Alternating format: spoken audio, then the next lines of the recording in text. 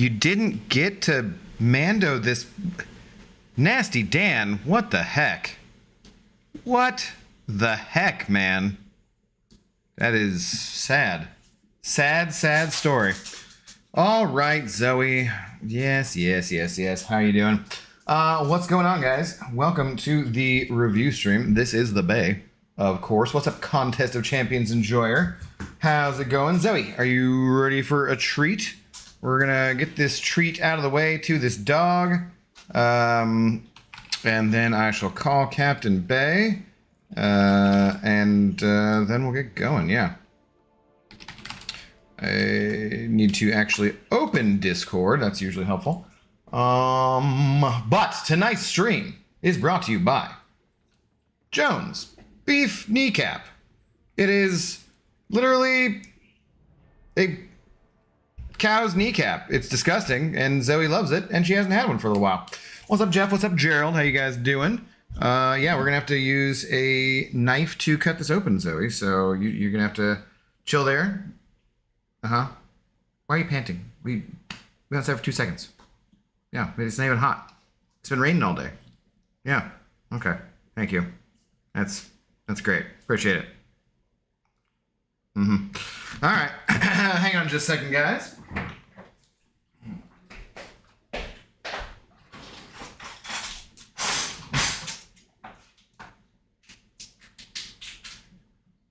So much plastic packaging. One of these days I'm gonna stab myself, Zoe. Seriously, like, what in the F?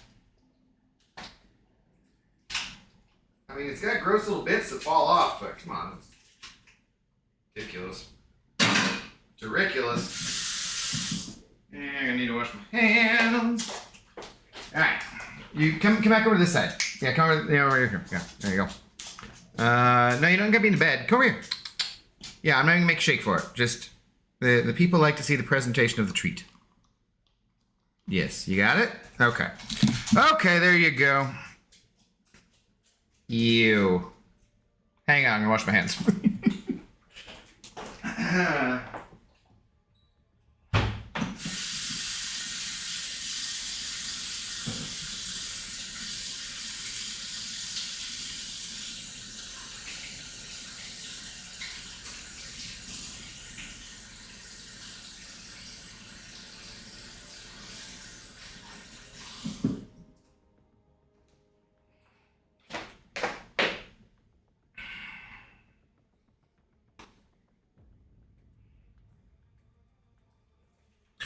All right, guys.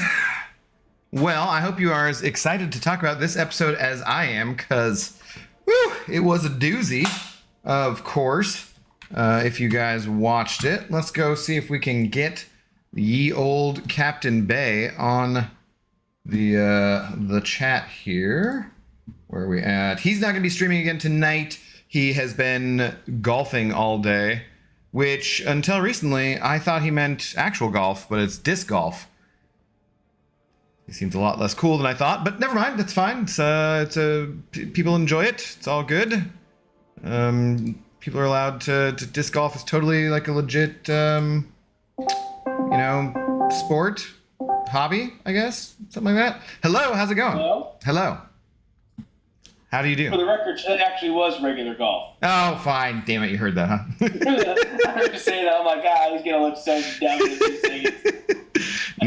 Nice. Right on. All right, how's he sounding there, guys? Let's see. I don't know if I've adjusted anything since the last time we did this.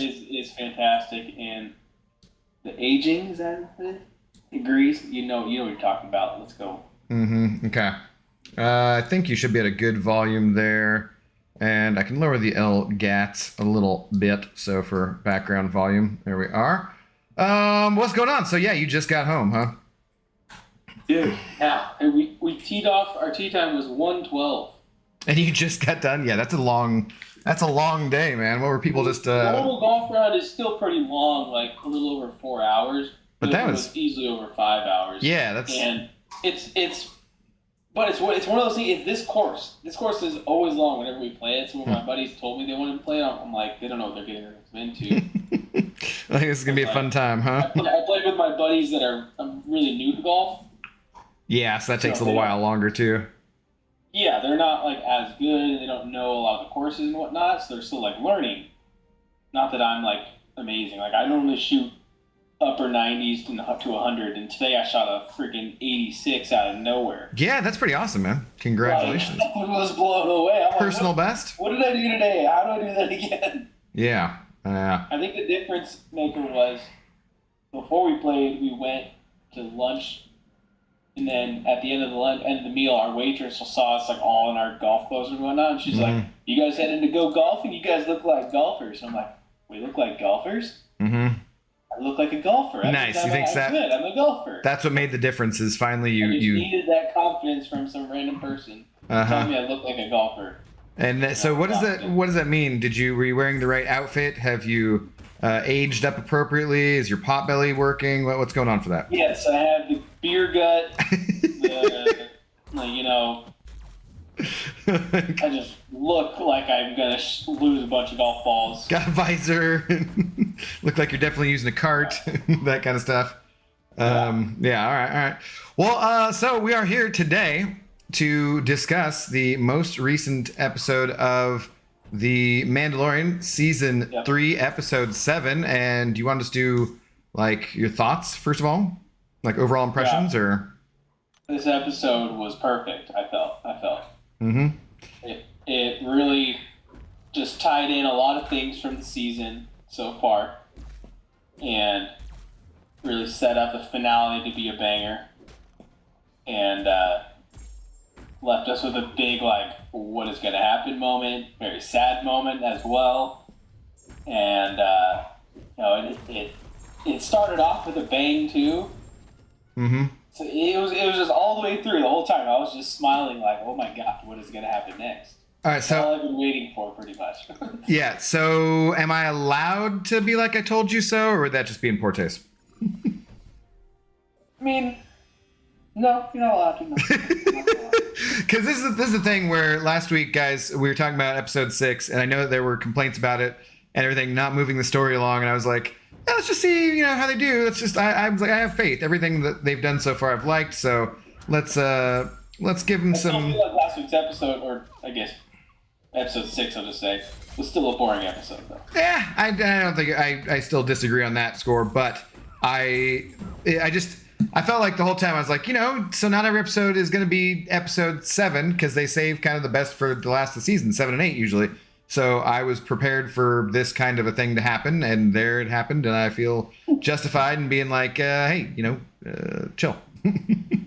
Yeah. But so I'm very glad that I was correct too, because I don't know, there's lots of rumors still swirling around about the final episode of the season.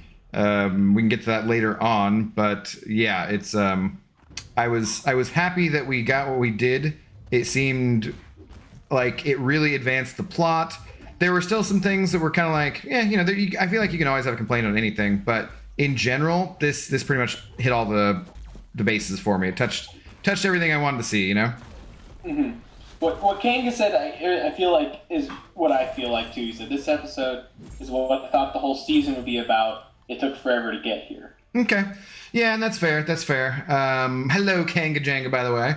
Yeah, it's I guess I still had that expectation of it would be similar to the previous 2 seasons. I didn't think it would all of a sudden turn from a show which had some kind of more bodily episodes and where they did something into a show where every single one was a drama advancing the arc, So I guess that it was what I expected, and so I was like I said before, it's I think a matter somewhat of expectations. But anyways, let's speaking of expectations, so guys, I tried to get into dude, I swear to God, I spent like an hour and a half, 2 hours today just messing around trying to figure out the best way to show the stills. So first of all, I told Cap this, I'm a total dumbass, but what I did before for last week was I rewatched the episode and did screenshots and posted them in Paint and then saved them to a file and then moved it over, and that's why it wouldn't move over properly on the thumb drive and all that. And I was like, there's got to be an easier way to do this. Why am I not doing this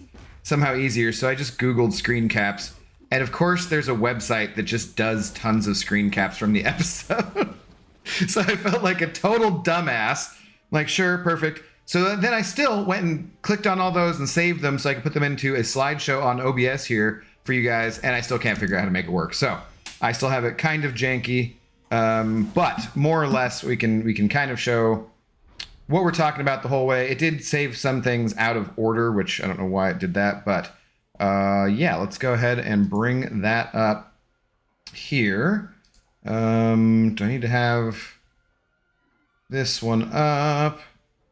And yeah, there we go. Okay, so there we have the beginning. That's usually the best place to start, right?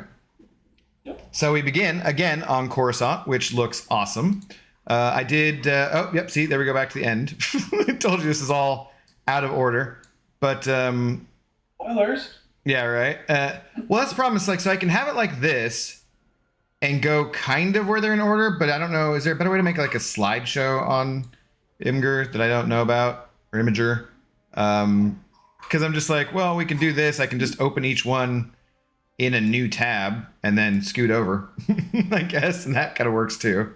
But it's, I don't know. I swear to God. Technology, guys. Why is technology so hard? Okay, we'll figure out how to be smooth about this. Right? Not look like a total moron. What's up, PP? What's up, AI Hive Mind? How's it going? Imperial probe droid chilling in Coruscant felt strange. It did, yeah, for sure. So we start out Coruscant.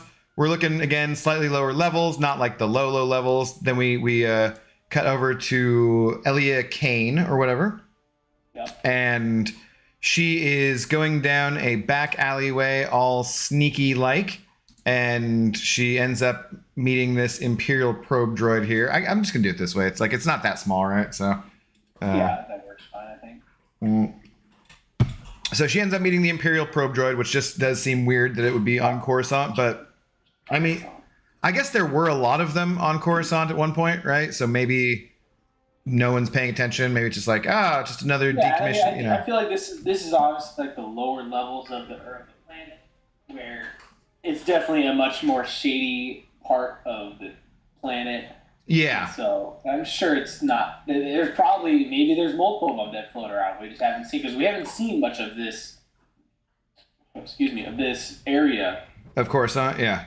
Yeah, we haven't really seen many visits to this. Well, and so. Yeah, and so the thing is that it's that last episode set us up with all sorts of rehabilitated, repurposed droids too. So I mean, that was just total foreshadowing for this, maybe, you know. Yeah, I wouldn't be shocked if this area, at some point, we come back to and we see a bunch of these droids just laying around. And there could be a area here somewhere that is building up for the Empire as well. Yeah, and I think it'd be like weird if we saw. I think it'd be weird if we saw like a bunch of stormtroopers, but the droid, like, yeah, whatever.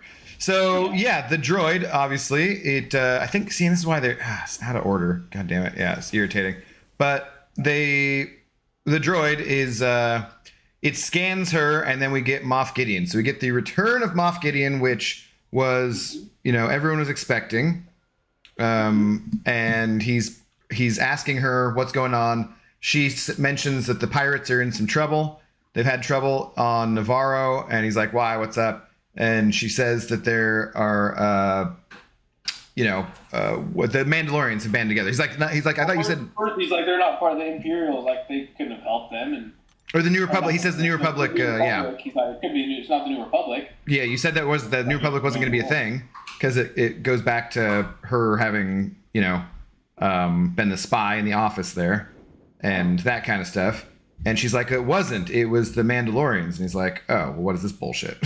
You know, like Bo and Din Djarin. Yeah, and she says specifically by them, and he's like, oh, well, that's not cool. Just go ahead and proceed to do your thing there and keep hiding on the planet and being a spy, and then we will I'll address this. So we leave her, and then but they show. See, and this is okay. They show him. They show him right here, where he's in this cave system kind of thing, right, on the walls, but it's all cut out and Imperial looking. And then it shows him walking past what seem to be some clone kind of things. Again, here we have, more failed clone experiments or something in there. It might not even be failed. Who knows? And then, so then he walks down this hallway of, it looks like the next generation of Dark Troopers, I guess, or there's some kind of combination of Stormtrooper, Dark Trooper, or something like that. So they have some Beskar armor, and he goes through this shielding system, which is a callback to the Phantom Menace with how it works, because they all go in different whatever as he moves through it. And then he gets to the Shadow Council here, and this was. I mean, we could spend a while talking about this because this was pretty. Yeah, this was awesome. This is a pretty huge deal here. What do you guys think about this in the chat? But like so he's got these are, I guess. So you haven't read any of the Legends books and that kind of stuff either, right? Yeah. So I haven't. I have listened to some podcasts talk about that, and I have some basic overall general knowledge of this kind of thing, and they.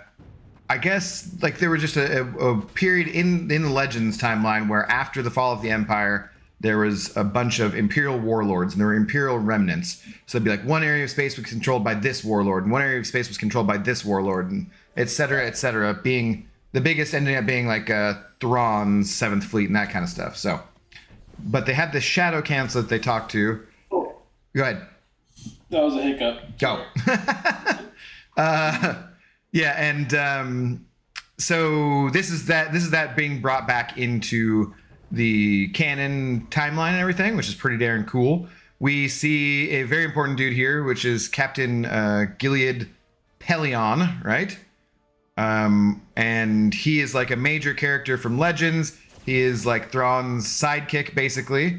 And from everything I heard review-wise, that wasn't us doing this review, which is weird because I don't think anyone else on the internet is doing a review. I think it's just us. We're the only ones, yeah. Yeah, so if you want a review of The Mandalorian, you should come to here. But anyways, this guy was well cast. He looks like the guy, the artwork, and so forth. So his character may even be in Rebels too. I think he's in Rebels too, right? Or he's in Clone Wars or Rebels. I think he's in Rebels. I think it's in Rebels. Well, Thrawn isn't in Clone Wars. Yeah, so it's because Thrawn's in the final season of Rebels, right? So he's in there. I believe with. I think he's in a couple seasons of Rebels. Yeah. Well, I need to rewatch that show, I think. Yeah, I'm definitely going to rewatch that before the Ahsoka series comes out. So, so then we also have this doofus who looks very doofusy. And he is Brindle Hux, right? Is that the right name? Sure. Yeah. Brindle, he's the best breakdown, the only breakdown here. We know our stuff. Mm-hmm. He is the father of Armitage Hux, I think, is the character from the sequel trilogy who is just a total doofus. And which name? He's always General Hux. Yeah, I think that's who it is.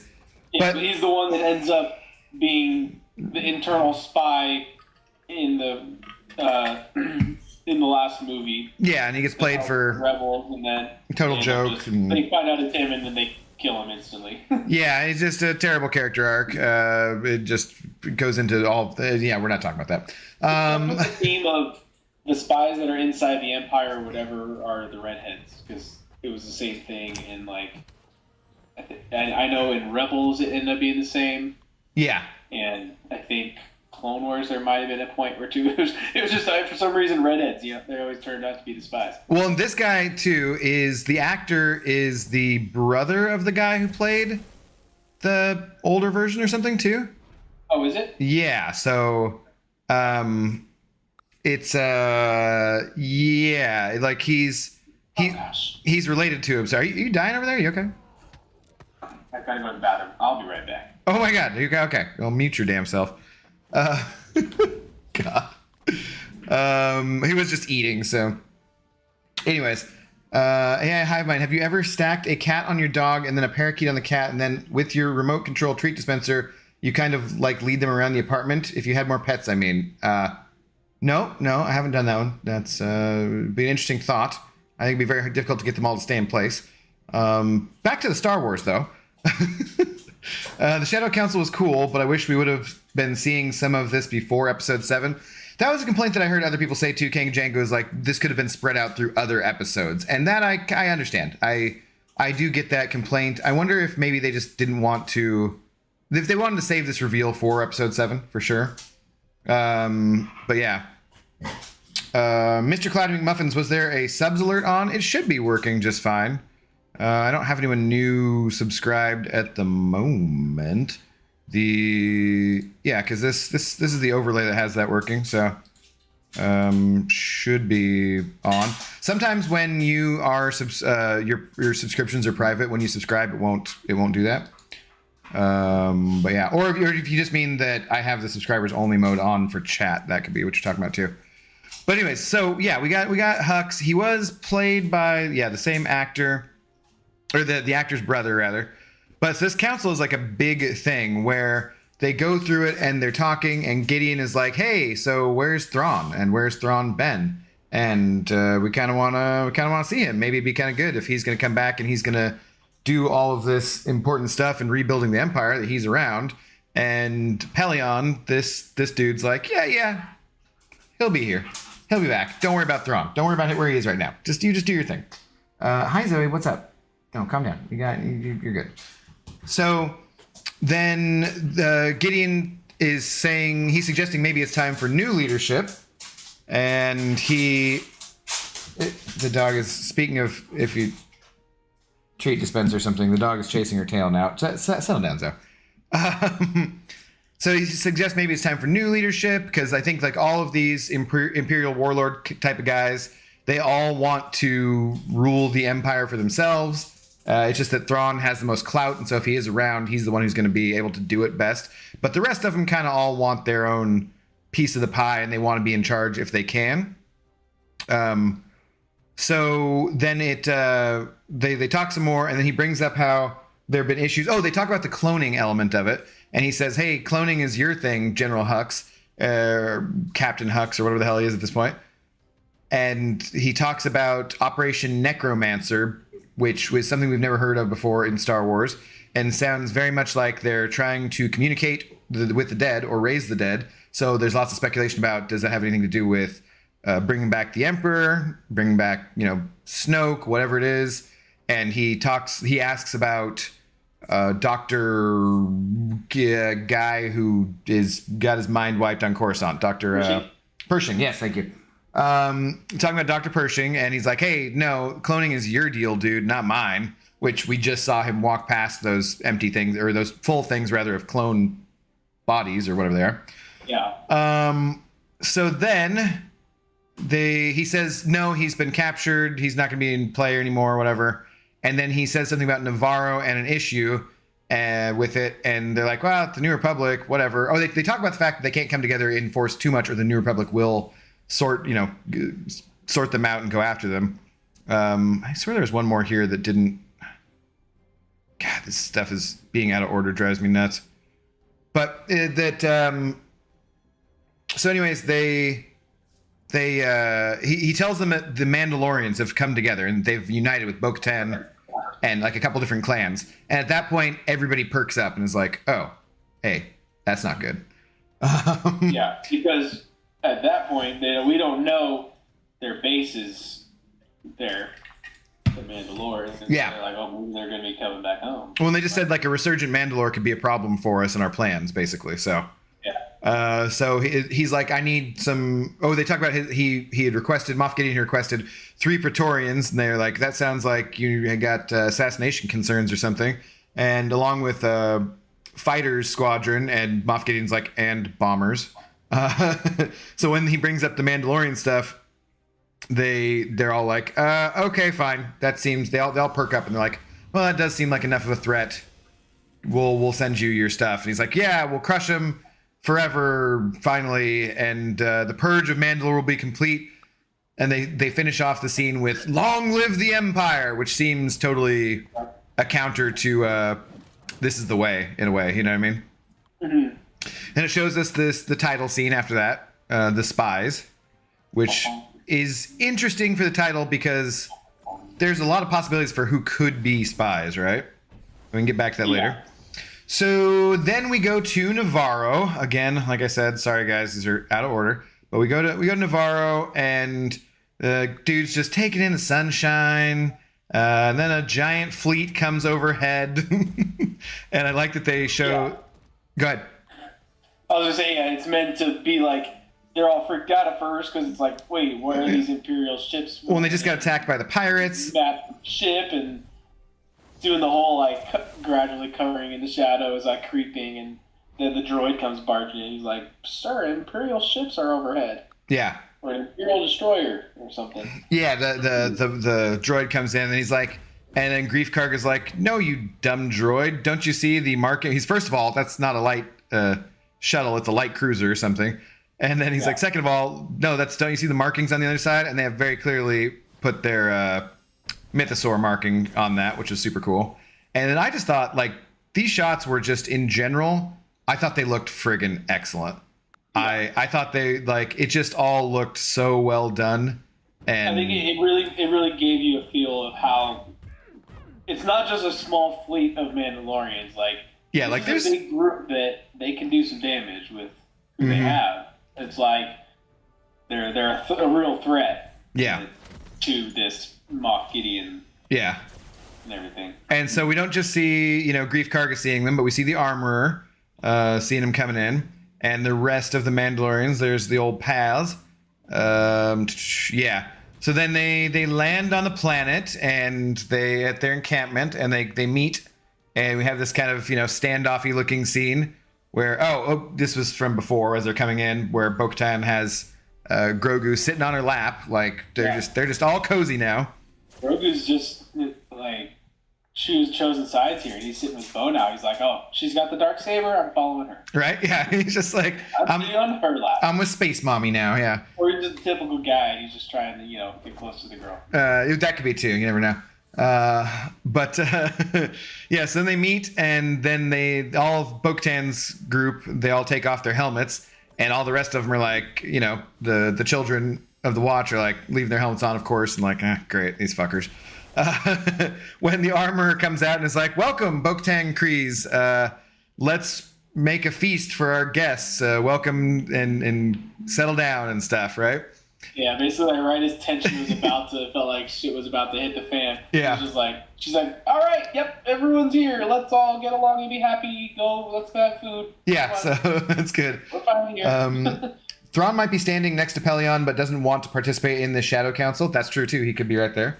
The show should have made a bigger deal at how much a united Mandalore would really F with the Remnant Empire's plans. It's very important, but not talked about as much. Yeah, this was the first time we got any mention. Well, yeah, that's what. So Kang was saying when you were gone was that there would have been nice to have some of this spread out through the season more rather than just at the end.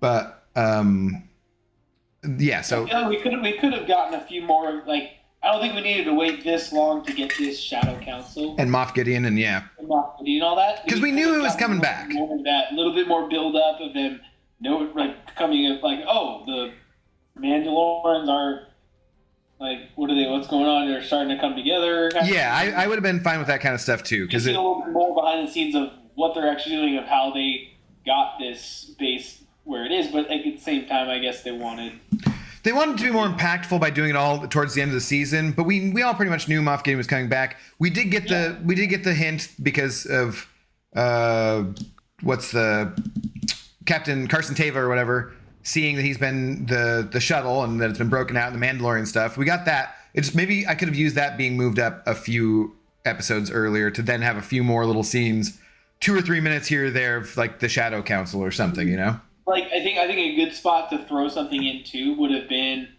was it episode 3 when Bo-Katan and Din got just randomly jumped essentially by that squadron that took out her home. That's as they're heading back, right? Yeah. Yeah, as they were heading back, like. And then we have all that stuff. They never addressed who they were. Obviously, they were part of this Shadow Council or something. That would have been a good time to like jump to, like, our first hint of Gideon. I feel like. Yeah. In a way, I guess it probably was, because obviously they were like Imperial ships and everything like that, and fighters and whatnot. Yeah, but so people speculate that might have been Thrawn or something. Who's leading? Who's in charge of these? It's probably Moff Gideon, but like at least give us a little bit more. That would have been a good. I think. Yeah, I agree in those criticisms that it could have definitely been spread out a little bit more throughout the season, and because it does too seem like I liked the stuff with Pershing, but it does seem like that was all kind of so far pointless, you know?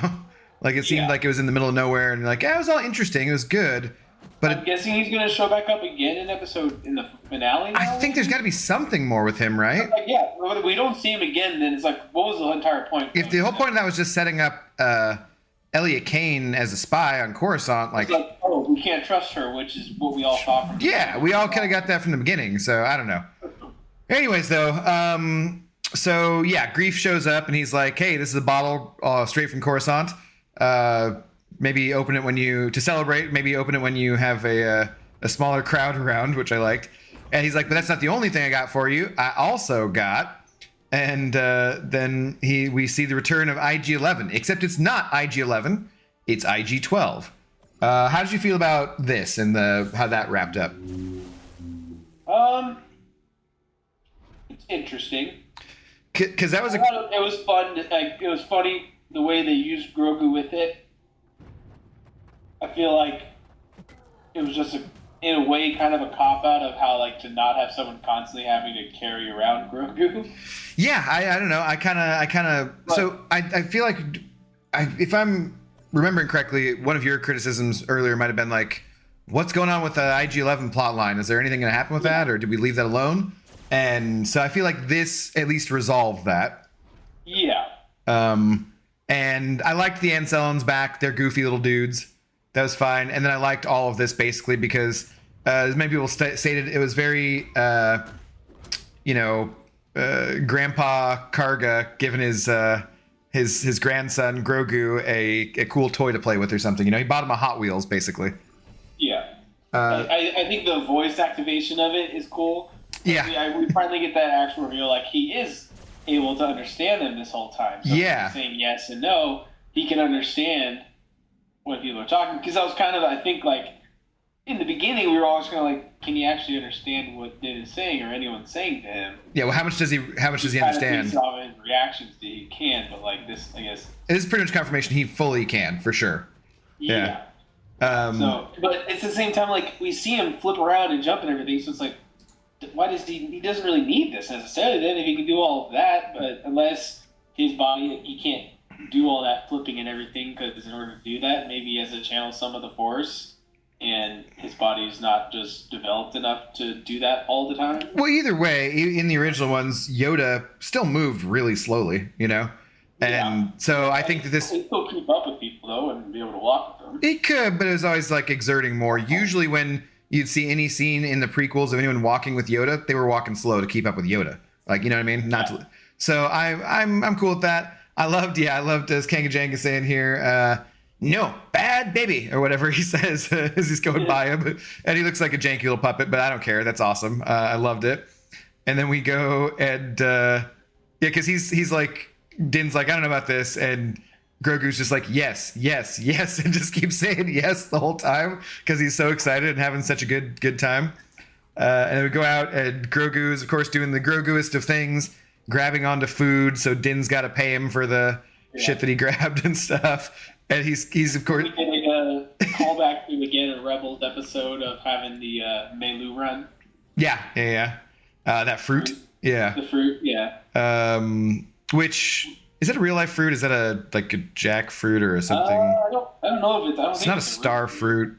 I think it's for Star Wars. I don't know. Every time they use something in sci-fi that's supposed to be exotic fruit, it's just stuff that comes from Southeast Asia. We don't get in America. Yeah, it might be. Yeah.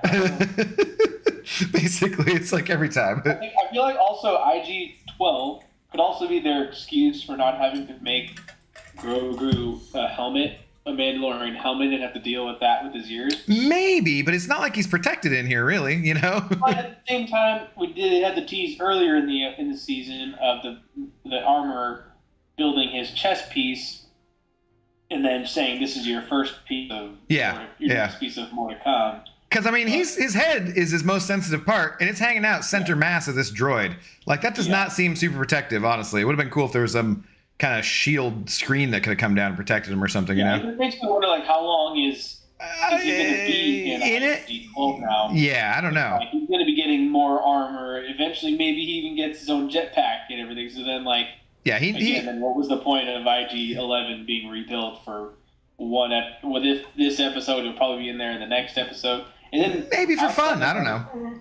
Outside of stopping the fight later on, he didn't do anything. And at the end of the episode, we'll get to.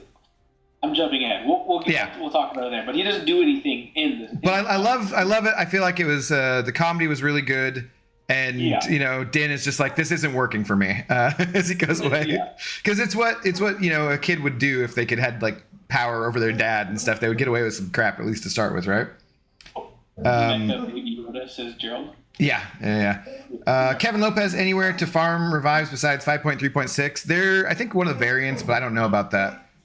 There's also. What do you mean you don't want to just do the new awesome like quest where you get a free revive every day? Yeah, there's the apothecary. You get a free one every day, man. 5 days a week for now. I actually did that for the first like 3 days, and then I forgot about it. It's so stupid and boring and just not. Yeah. It's not where it's at. Zoe, go sell that. Well, I think you can essentially farm that because I actually did it, and then I re-entered it, and there was another one there. You just got lucky. It's a 5% drop rate, so you just happen to get lucky. A very low chance. I mean, you could just do that. Nah, it's not. That's not worth. It's so much energy for that. I don't recommend it though. No. The rondel isn't really a chest piece. It actually protects the armpit area in between breastplate and shoulder pauldrons. Obviously, it's still way too big for him, so it's cute as a chest piece. Yeah. That makes sense. Okay, so anyways. Moving along there. So yeah, sorry guys. Again, these are going to be out of order, but they're having their feast, which is pretty funny because it shows all of the Bo-Katan's Mandalorians all eating, and all the children of the Watch just watching because you know they can't take off their helmets to eat because they'd see their faces. You gotta wonder like if some of them are jealous or some of them are just looking at them like they mad Mandalorians and kind of stuff. Yeah, because it's clearly there's still this clear division going on here between the two groups. And so then, we're Bo-Katan is like, hey, it's time to take back Mandalore. It may not be poisoned, but we're still going to need to go there and, you know, take it over, I guess, again. It's time for us all to come together. I need volunteers.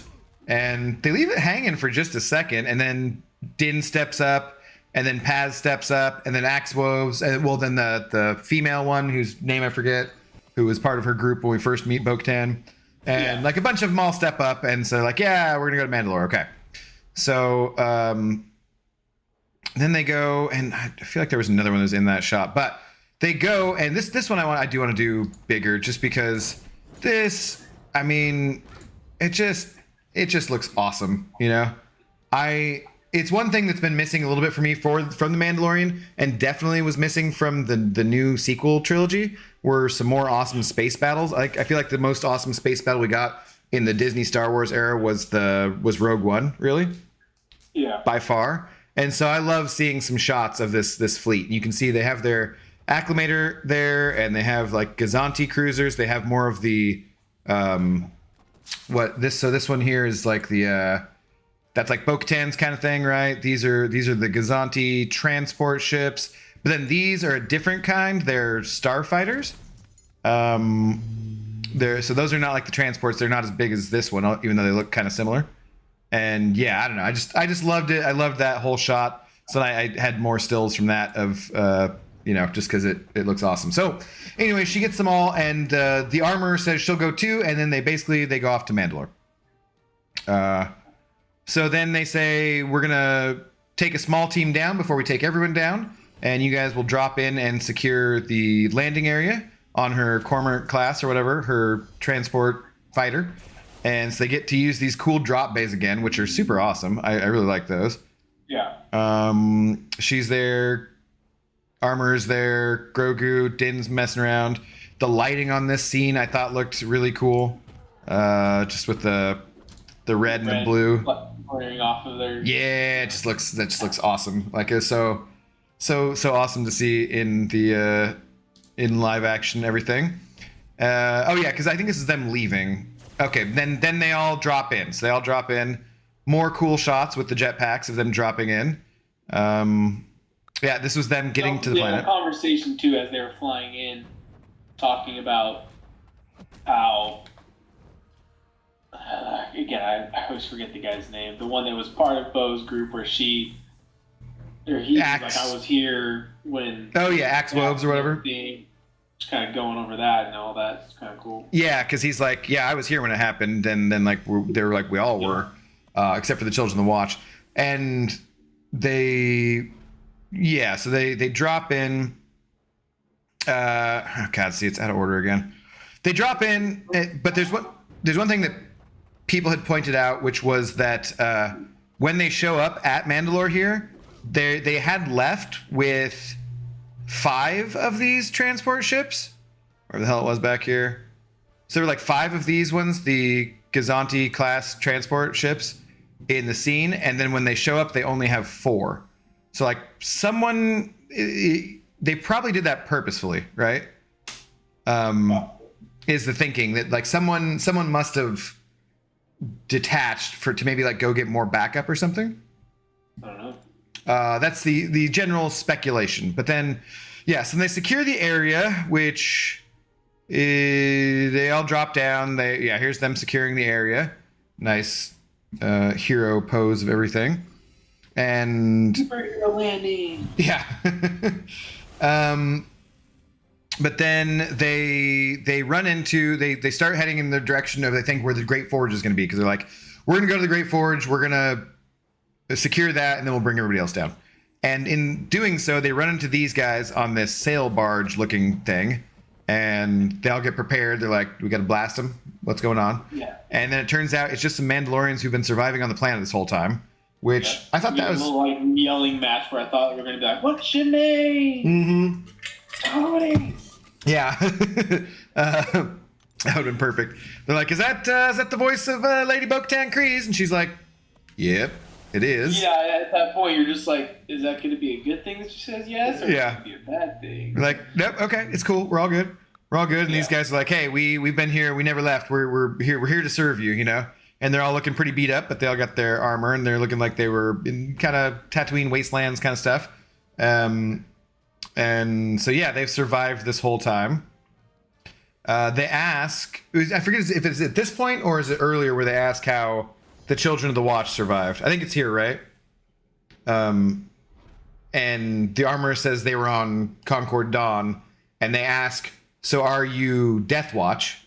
And she says, Death Watch is no more. It got split up into multiple factions and destroyed or something. Which is a pretty big thing going back to Rebels and stuff, right?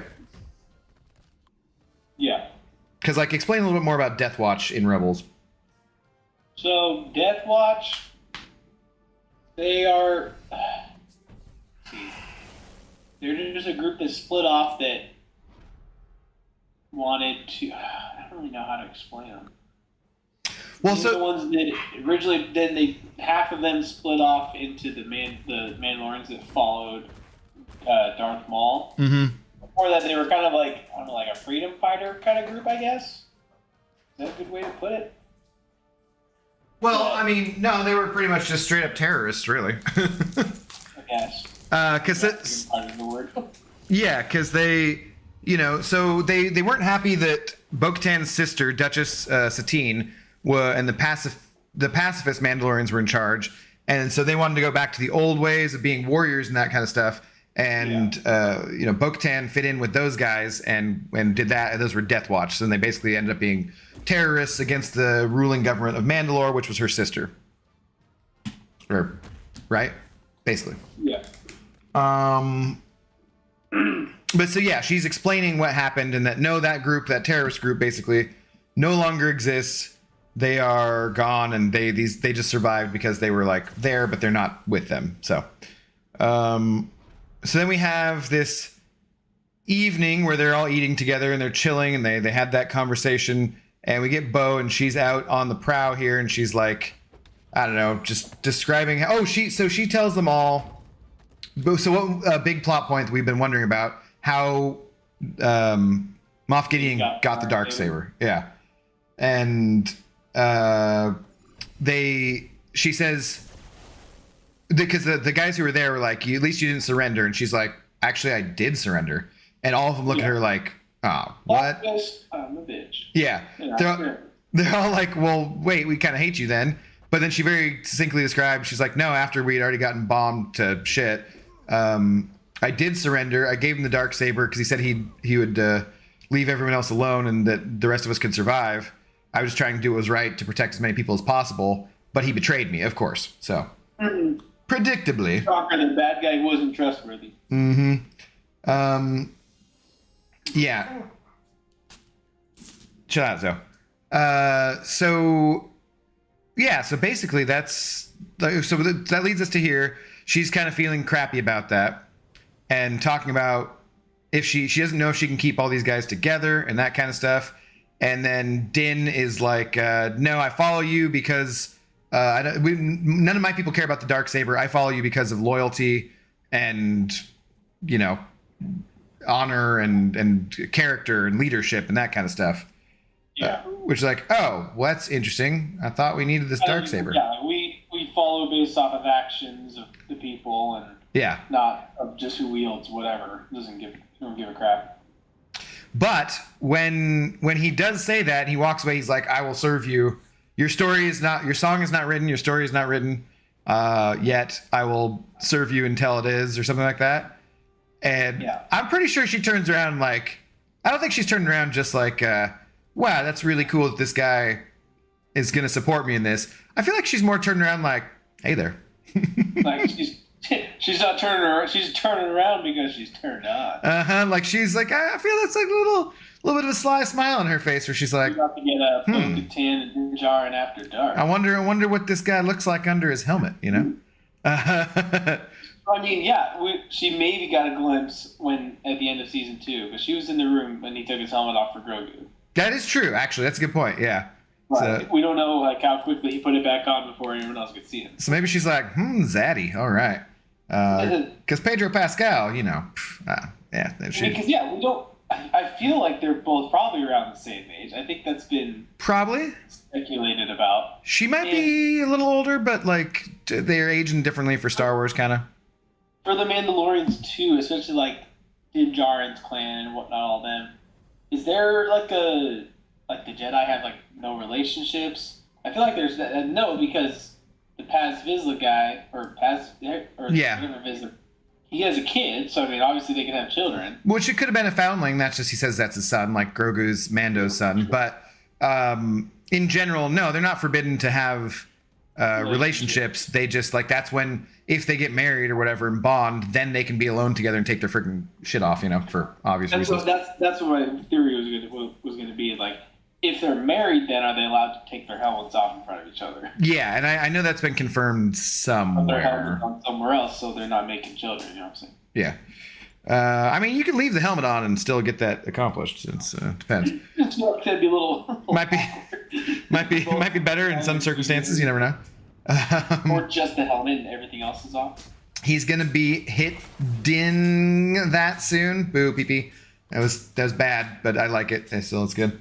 You guys are educating Kevin about the backstory here, or whatever. I like that. Pixie, how you doing? I don't think so. The fire alarm went off in your building. That sucks. Aging aesthetic.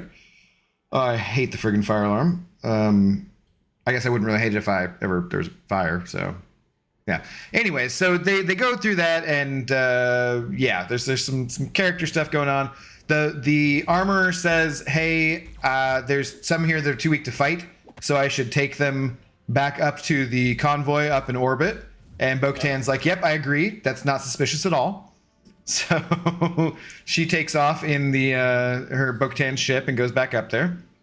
And then, see, out of order slightly, we get Paz and Axe Woves here and Lady Mandalorian, whose name I can't remember. And they're playing some game that's obviously like some Mandalorian version of chess. It's not Dejaric, though, so I don't know what the hell they're doing. But they argue over the rules because he's like, Axe is like, you see these barbarians make up their own rules because he's like, I can flank. Well, that piece can't flank. Well, he's like, he can flank when he's flanking, can't he, mofo? Right, then he can, you dumb idiot. And he's either like yield or fight. So he whips out his vibro blade, and Axe just looks at him like, that's how chess matches end. Right? And so then Axe is like... Last time I played chess and it didn't end in a knife fight. I know. I mean, if you had different rules, obviously. So, so they get into a fight, quick little fight scene on the thing, and then so Din says something about, should I break this up? And Bo-Katan's like, no, nobody can break this up at the start of it. And then, of course, Grogu steps in with IG-11 and just hits his no button. No. Oh. What? IG-12. Oh, IG-12, sorry, yeah. Read last before moving on. Classic knight offering his heart in service to a lady, courtly love at its finest. Oh, yeah, I would agree with Kanka Jenga for sure. Yeah, he's saying I'm yours or whatever for sure. Still don't know if there's a fire or not. I live in a huge dorm building and the fire department's here. I smelled smoke. That's not good. When I was going down the stairs, but it smelled more like a cooking fire. Well, hopefully it was just a cooking fire and nothing serious. Dude. What's up, James? How's it going? Chief. So Grogu breaks it up. And then I know this next part is all out of order here, which is really irritating. Let me see if I can... Here, turn this off for just a second. Try and put these in order. God, because it just irritates me. Do that. We do. Sorry, guys, just a second. Yeah. Okay. That's better. A little bit. Okay. So they're going along in the barge, and they whip out some binoculars, and they see this rock formation that seems to be moving in the distance, these mountains. And then there's just a huge monster for some reason that comes out. And Bo had warned them earlier on. Oh, she had. For a moment, you feel like, is she gonna reveal that she saw the mythosaur now, or that she just says all the bombings have disrupted caves underneath the surface, and so there's beasts around and whatnot, so be careful. Which is what she said. That's why she needed help taking back Mandalore, basically. The same kind of tease, like, oh, is this gonna be? Is it gonna be the mythosaur or something? Mythosaur, and then it turns out it's not. It's some other random monster. And I heard some people complaining about this, about like why. I mean, they were going to the cave system. Oh, so because the guys who were on the planet, the Mandalorians who were left there, were going to lead them to the Great Forge. And so like they were going there anyways. They didn't need to use this plot device of the giant monster to get rid of the barge to get them to go there when they were going there anyways. And I'm just like, okay, I get that, but also, I don't know, they just want to throw in a big freaking monster. What the hell's wrong with that, you know? Yeah.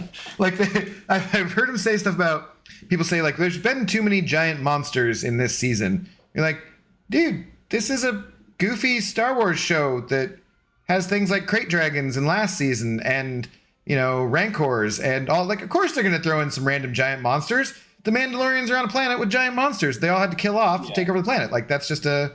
She said that they awakened him, so the bombing awakened him, and that's why they needed the reinforcements to go and retake Mandalore. So, I feel like it could have been cooler maybe if they had this been the mythosaur, because then it could have been that tease and all the Mandalorians seen it together. Yeah, there's a mythosaur here, but then like there's that leading into the finale, or again maybe there's gonna be some big reveal where Bo, now to save them all, she's gonna run off, grab it. And destroy Moff Gideon with that or something. And somehow tame it or whatnot. Or Grogu's going to tame it because we know he can control beasts. Has some beast control a little bit. That happened in another show that we know that. Mm-hmm. Well, no, it happened in the second episode of this show too, so. He just lifted it up though. He didn't, right? Yeah, that's true, I guess. The Mudhorn, yeah. He lifted it up to save Din, but he didn't in... the Boba Fett show, he actually like tamed. Does he do something with the crate dragon too, though? I forget. Did he what? Do something with the crate dragon too? I forget. Yeah, but no, he didn't do anything with the crate dragon. In Book of Boba Fett, yes, he controls the Rancor. He like, flew into the crate dragon's mouth and blew it up from the inside. Yeah. Went full Drax. Which was awesome. So then, yeah, they're like, oh crap, oh lord, he coming. And so I love that Din and Paz just automatically look at each other and they grab IG-12 with Grogu in it, and they fly off. just because he doesn't have a jetpack. So they just grab him.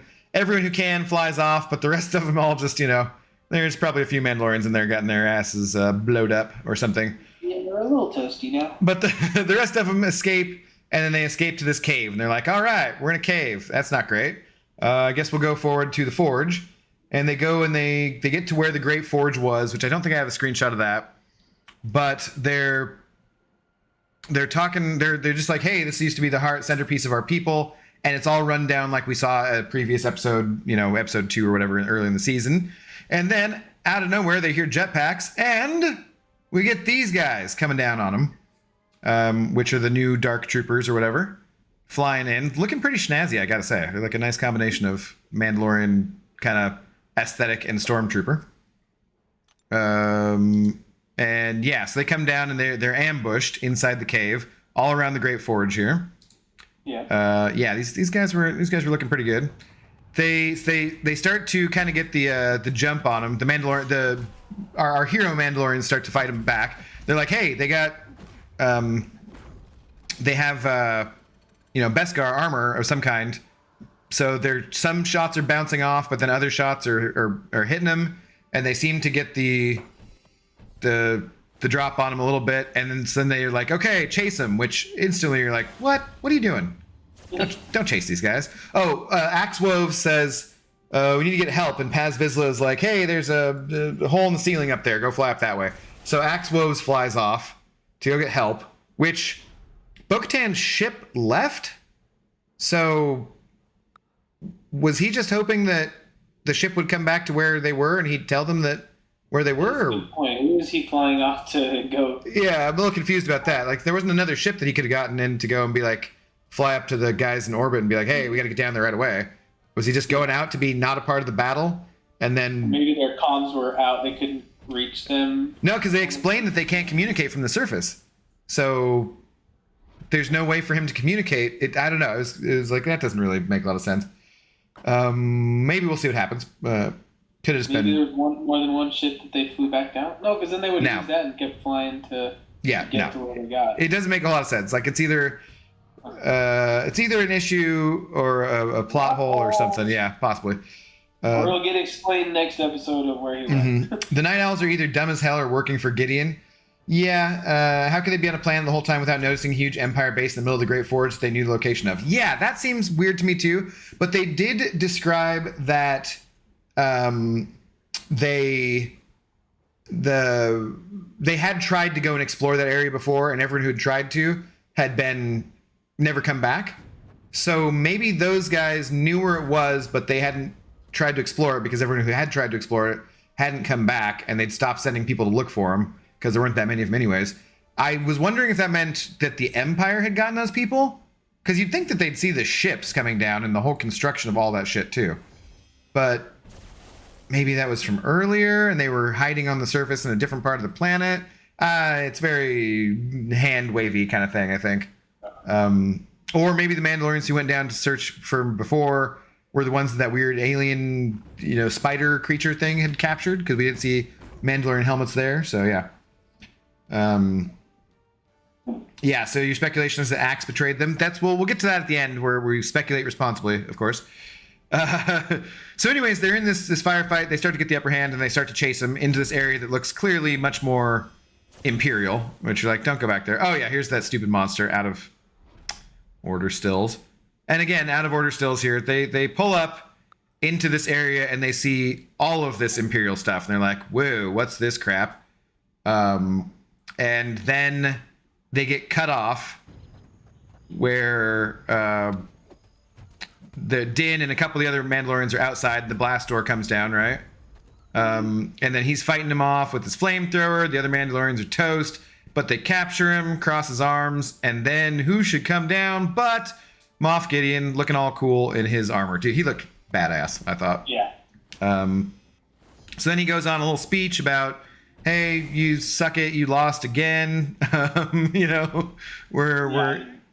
He basically says that I've brought together the best part of both worlds with your Mandalorian armor, the dark suit stuff, and blah blah blah. Give me the damn dark saber back. They take Din. He he says take him to the like debriefing room or something. So he's captured and taken off somewhere. Gideon gives the speech to Bo-Katan and the other Mandalorians who are trapped in here. And basically, he's like, surrender and give me the dark saber. And Paz Vizsla here is like, this is the way. So she instantly goes off to cut a hole with the dark saber in the back door, and he goes off to blast the crap out of him. Oh, God, see, we're out of order. Sorry, guys. Yeah, here was them in the cave system, looking around. Moff Gideon, shiny ass armor. She cuts the hole, and then we get the last stand of Paz Vizsla, which was badass. Where he's like, this is the way, go. She's like, we're not leaving without you. And he's like, this is the way, there's too many of them. He closes the door on her and then just proceeds to shoot the shit out of all of them to the point where... I wonder why they didn't just make a gun like this for all of them. For everyone, right? Yeah. He shoots it to the point where it overheats and just starts melting his gun. Which, yeah, I like how they did that. You could see the gun like getting hotter and hotter, and you just know the end is getting near. You're like, oh no! And then the freaking red guards show up, and you're like, oh crap. Okay, Ernie, sorry. Yeah, Sunday. These are always spoiler full. They're review, so sorry. Yeah, but it's just totally just badass. I love that. And he's by himself after that, and then he just kind of, out of order, goddammit. He just basically brute force beats the crap out of the remaining Dark Troopers who were there. Like, he just beats them down, which is just awesome. And he kind of reminds me too of, I don't know the guy's name, the one from Rogue One. The guy, it's the friend of the guy who always says, "I'm one with the Force." Oh yeah. Chirrut. His friend.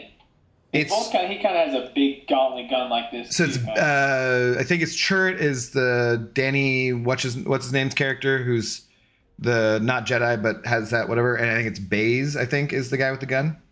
So yeah, totally. But yeah, very very reminiscent with that gun. So he beats all of them down, and then we see these Praetorians come out, and he beats them down pretty easily too. Like he's fighting, so he's breathing a little hard. He's supposedly Jon Favreau. He's not exactly in the best shape. But he's a big dude, and he beats him down. But then the Praetorians come out, and he, I think, was up here where he puts out his shield, or where the hell did it go? Yeah, he gets his shield out, and is like ready to fight them. Grabs his little tiny vibro blade, which if they have vibro swords in video games, they could add some swords too, but whatever. And then they proceed to just handily dismantle him quickly. Yeah, it was more him beating him down. And then they stab him because they must have their vibro, their swords, whatever they're using, must have Beskar if they can pierce through his Beskar armor or something. And then, this is it. This is the final scene that we get for that episode where he is just face down, ass up. And that is not the way that Paz Vizsla likes to go out. So, that's pretty much it. I think we covered the whole thing. So now it's time for responsible speculation. Is there anything else in the episode that we missed that we need to talk about? I think that was all of it.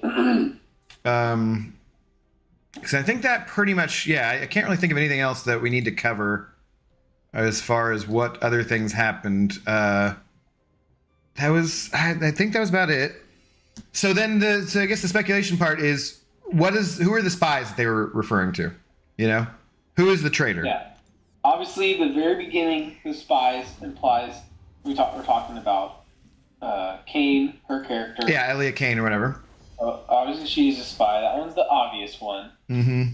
But from there, when they say spies, that is in multiple. It's not just spy. So then we're led to believe maybe there's a couple other. So I think one of the heavy favorites right now, which is kind of coming as a shock, is the armor. I mean, she's always given off some weird vibes, though. So yeah, I've never really gotten weird vibes until this season, of course. Yeah, that's true. There's only been a few times where I've kind of been like, that was a little weird, I feel like. But not until this episode I was kind of like, what? Something this episode where she just fully goes and, is not on the planet when all this stuff goes down. So Well, and then we'll also get the reveal of when Moff Gideon shows up that his helmet has the horns in it, which is reminiscent of the Mandalorians, the Mandalorians from Death Watch, when those split off that stayed and were loyal to Darth Maul. Yep. So Moff Gideon's helmet has those thorns, and obviously who else? They look very similar to the armors, yeah. Is the armor, which feels like a dead giveaway from the beginning, which was obviously pointed out by a lot of people at the time, but we had no reason to believe that she was loyal to anyone. Which could be, a total misdirect too. I think that like Axe Wove's flying off to say get help could be a misdirect as well. Like, so he could be the spy. There's just like, I think multiple different options. It's probably not Paz. So doubt it's Paz Vizsla. I'm not 100% saying he's dead though too. Cause it's Star Wars. So, I mean, he did look like he get pretty messed up. But they just kind of walk away. Sometimes you get stabbed and you don't die. Maybe you get the bottom half of your body chopped off. Who knows? The Jedi will show up. What's up, Sean? By the way, how's it going, dude? Miss you. Yeah. So, there's all that. What else we got going on for speculation here? I think we're hopefully going to get a pretty good space battle with the fighters and the bombers and whatever attacking the Mandalorian forces in orbit. So that should be pretty cool, hopefully. Yeah. I'm thinking that one transport ship that went off somewhere else might be bringing back some reinforcements. So there's been some speculation that maybe Boba Fett shows up as reinforcement. Or that could have even been a spy ship that just branched off and no one noticed or something. Yeah, they're going to notice if part of your fleet's not there. Or just a CGI mistake and they forgot to put the last ship in, but I feel like they're smarter than that. Yeah, and the amount of money they spend on that CGI, I don't think they're like not using an asset that they created, right? Yeah. If the armorer was a spy, then why would Gideon be surprised to hear about the Mandalorians on Navarro, but also who is forging all of Gideon's armor? Well, she can't be forging his armor because she's busy doing other stuff, but someone has to be forging it, right? I get what you're saying about if she's a spy, sure, but he could have been surprised by it because that's his spy and he didn't hear about it too, right? So he could be like, oh, wait, what? She should have told me about that because that's my spy, So I could see it both ways. I thought Cobb Vanth would show up by now. Hey, maybe he shows up. Maybe he's in there with the Boba Fett coming from Tatooine, and maybe the mods come back and save them with their stupid little speeder bikes. That'd be hilarious. Yeah. Yeah. So there's I don't know, or the some other speculation is maybe Thrawn shows up and kicks the crap out of Moff Gideon and puts him in his place. But I don't know. I'm very curious to see. I'm very excited for this season finale to see exactly what happens. Yeah. I would like to see Grogu do a little bit more Jedi stuff, like a little bit more Jedi powers, just as a tad. I know the show's more about Mandalorians, but it's also been about developing him to become part of Mandalorian, and his main power is the fact that he has his connection to the Force, of course. Well, and I think that he was supposed to be teases of it.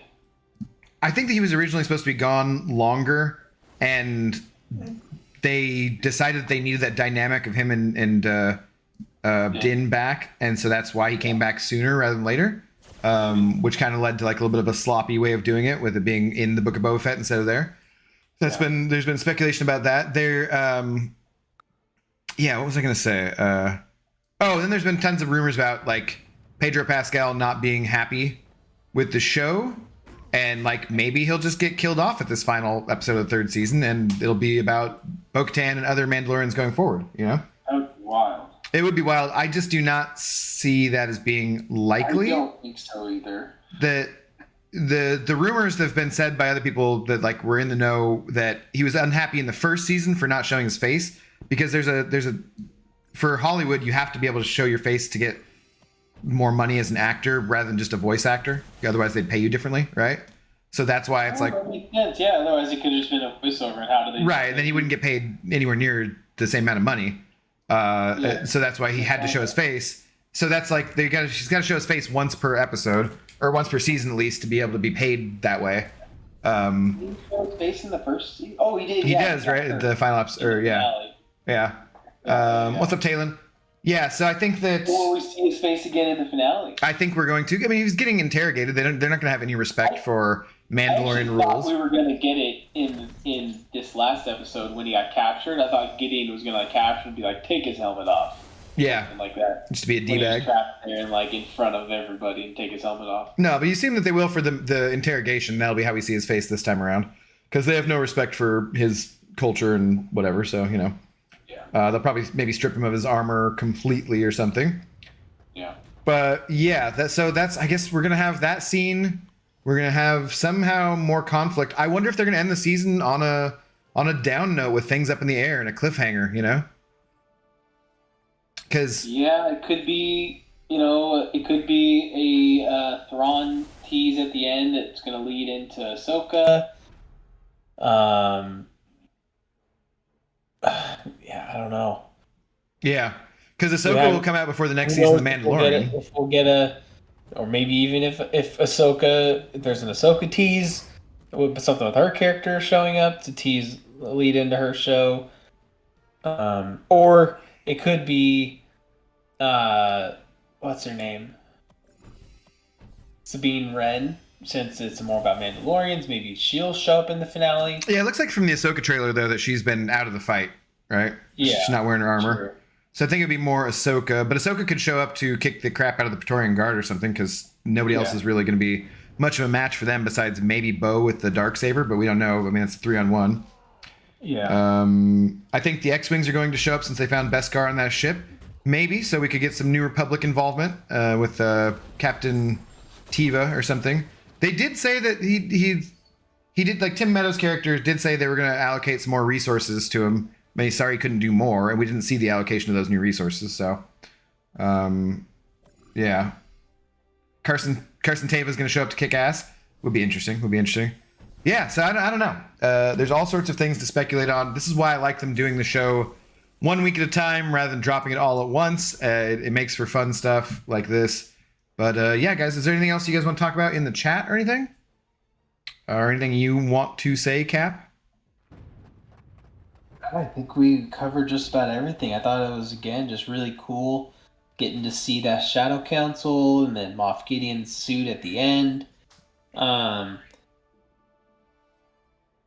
So it was. We'll see what happens. So they're on the run going into the finale. They're gonna have to try to save Din, of course. See what happens in space, if they get blowed up, or if they send more reinforcements down to the planet, where the hell Axe Woves went, what the heck the armor is doing, maybe what some Carson Tava's doing, maybe Dr. Pershing update, maybe Elliot Kane. There's all sorts of different stuff. Plot twist: Dr. Pershing shows up, defeats Moff Gideon as the new ruler. Yeah. He's got the Pershing clones, and they're all just stuttering with glasses and like, yeah. I don't know. It'll be fun to see where it goes. I'm very excited for this finale, and then all of it leading to. So I guess the main thing for me is that people were saying, they weren't satisfied because they didn't know where this was going. And like, well, we got a whole lot of stuff now, and we wrapped up a whole lot of plot threads in this, or things that we were wondering about with Darksaber, IG-11, all sorts of different stuff, Moff Gideon. So let's see how much more there is now, and let's see what's left going forward. How much of it is going to lead into Ahsoka? How many seasons will there be before that all shows up in our larger Thrawn movie and that kind of stuff? So yeah, all sorts of stuff. Paul Sun-Hyung, who plays Carson Tava, is a big Star Wars fan and has his own... Yeah, I think you said that before, Jeff. He has his own Star Wars channel and geeks out on Hot Toys, which is pretty cool. Yeah. All right, guys. Well, I think if that's it, and we got nothing else we need to cover, it's a relatively shorter stream here, but we're not doing anything super exciting in the game today anyways. So yeah, I think we'll call it. And I don't know, I'll be back tomorrow, I guess, doing Arena or something. Don't sound too excited now. Yeah, I don't know. Don't you need to do There's no Battlegrounds. Don't you need to do 8.1 still? Yeah. See, you should do 8.1 and I'll join you for that or something. I have to do that before Battlegrounds returns. Yeah. And before 8.2 drops. Yeah, it's gonna be, I don't know. Did they announce when 8.2 is coming out or no? Wednesday. It is this Wednesday. Yeah. And I had multiple people like, are you going to be doing it on Wednesday? And like, I'm going to the Mariners game. So we'll not be doing that probably. Is that all? That's also when the 7 stars come? Or are they No, later? that's May 8th. So Okay. Wednesday that drops. The new Battleground season comes back on Wednesday. And then the 7 stars don't come Okay, out till already? the 8th. So what's that? New Battleground drops this Wednesday too? Yep. 6. I missed all of that. Yeah. No. I came a little bit toward the end of the live stream they did. Well, the Battlegrounds just are generally a 1 week off. So yeah. Oh, yeah. Yeah. But Real quick question: who is the best option against the Shocker? it doesn't matter. No. Nah, he's a punk. Just use whatever you want to.